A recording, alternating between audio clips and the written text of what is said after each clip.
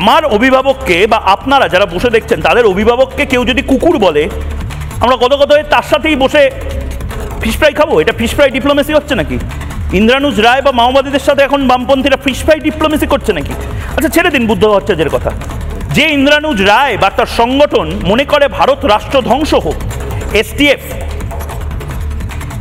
NIA, তাদেরকে যাতে মারা হয়, লোক খেপানো যায়, তার ব্লু প্রিন্ট বানাচ্ছে যারা, তাদের সাথে গত হয়ে বামপন্থীরা বসে আছে।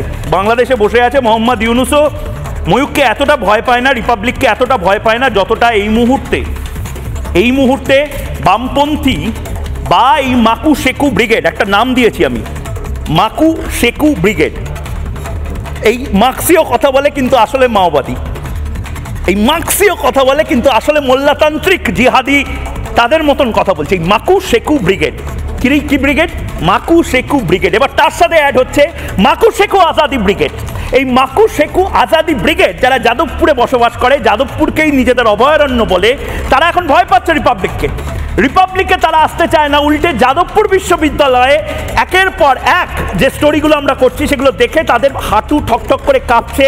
মোহাম্মদ ইউনুস এত ভয় পায় না যতটা যাদবপুর বিশ্ববিদ্যালয়ের এই মাকু শেকু আজাদি ব্রিগেড ভয় পাচ্ছে।